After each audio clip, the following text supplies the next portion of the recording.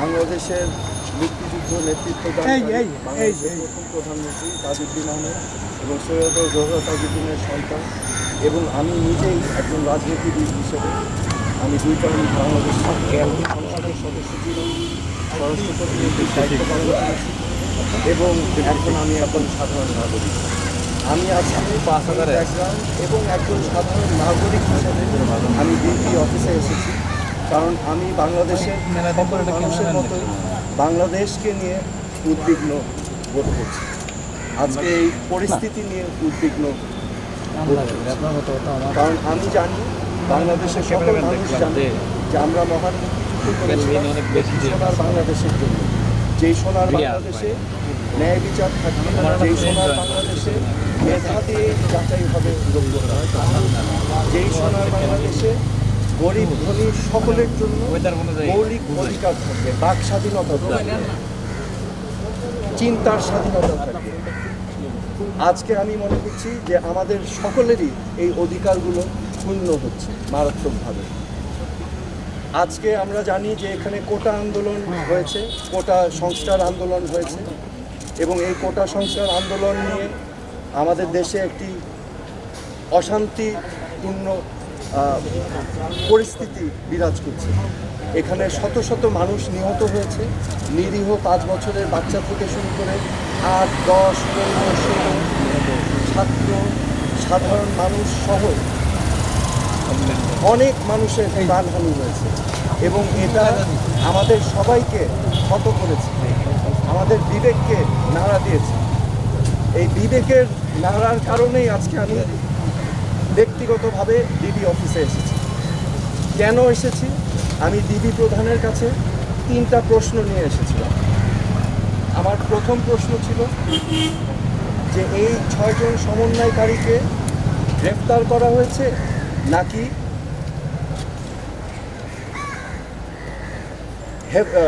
Safe কাস্টাডিতে নেওয়া হয়েছে। দ্বিতীয় প্রশ্ন, যদি অ্যারেস্ট হয়ে থাকে তাহলে আমার কোনো প্রশ্ন নাই, আমার কোনো দাবি নাই, কিন্তু যদি সেফ কাস্টাডি হয়ে থাকে তাহলে আমি তাদের সাথে দেখা করতে চাই। ডিবি প্রধান আমাকে পরবর্তীতে ঊর্ধ্বতন কর্মকর্তার কথা বলে উনি আমাকে জানিয়েছেন যে এই 6 সমন্বয়কারী যেহেতু তাদের নিরাপত্তা নিয়ে উদ্বিগ্ন ছিল, সেই কারণে তাদেরকে সেফ কাস্টাডিতে নেওয়া হয়েছে। এই কথা শুনে আমি প্রশ্ন করেছিলাম যে আপনারা কিভাবে বুঝলেন যে তারা উদ্বিগ্ন তাদের নিরাপত্তা নিয়ে? তারা কি আপনাদেরকে জানিয়েছিল, রিকোয়েস্ট করেছিল? আমাকে তখন তিনি জানিয়েছেন না, ওনারা বুঝতে পেরেছেন মনিটরিং করে। সো যেহেতু তারা সেফ কাস্টাডিতে, আমি তখন রিকোয়েস্ট করলাম আমি তাদের সাথে দেখা করতে চাই। তো প্রতি উত্তরে আমাকে জানানো হয়েছে যে দেখা করতে চাইলে ঊর্ধ্বতন কর্তৃপক্ষের পারমিশন নিয়ে আমার দেখা করতে হবে তাদের সাথে।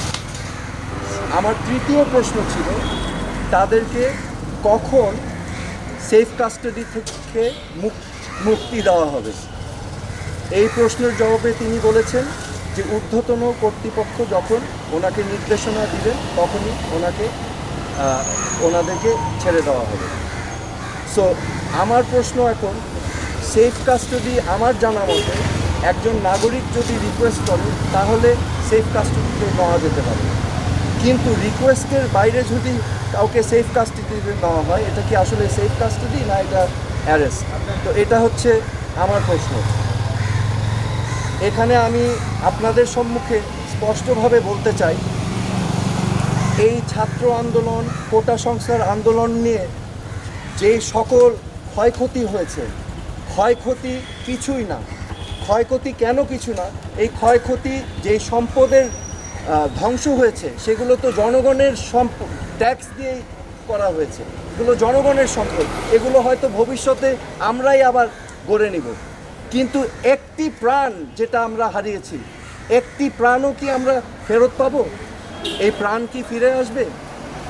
আমাদের মনে রাখতে হবে মুখ্য জিনিসটা কি, প্রাণের মূল্য কিন্তু কোটি কোটি কোটি কোটি কোটি টাকার থেকেও অনেক বেশি, এটা অমূল্য। তো আমার আজকে আপনাদের সামনে আমি স্পষ্টভাবে বলতে চাই, আইন শৃঙ্খলা রক্ষাকারী বাহিনীদের, আমাদের সেনাবাহিনীদের, যে আমাদের ছাত্রছাত্রী ভাই বোনদের বুকে যেন আরেকটা গুলি না যায়। আপনারা বিরত থাকুন, এটা ঠিক না। This is not right.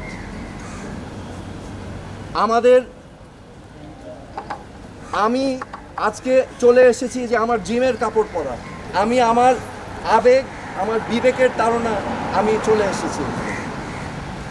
আজকে আমি মনে করি আমার মতো এই প্রশ্নগুলো বাংলাদেশের কোটি কোটি মানুষের মনে। তা আমি এই সমাধান সবাইকে নিয়ে আলোচনার মাধ্যমে করতে হবে। এই সমাধান করার জন্য প্রথম শর্ত আমি যেটা বললাম, যে বিচার করতে হবে। এই প্রাণহানির, প্রত্যেকটা প্রাণহানির বিচার করতে হবে এবং যারা এটার জন্য দায়ী তাদেরকে আইনের আওতায় আনতে হবে। তারপরে আলোচনার মাধ্যমে এই সমাধান।